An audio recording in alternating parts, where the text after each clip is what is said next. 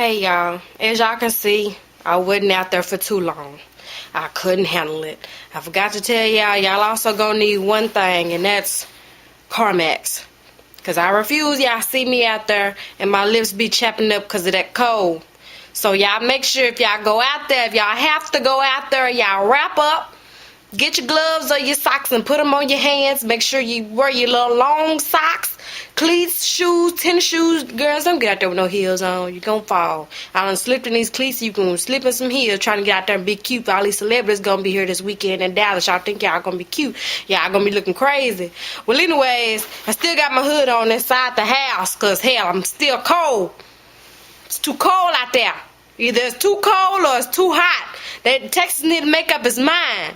Now, this time it is an average of 56 degrees. This out here is not no 56 degrees. It's 21 degrees right now, and it's steady going up and down all throughout the day. And it's supposed to snow again Sunday, then Wednesday. I'm tired.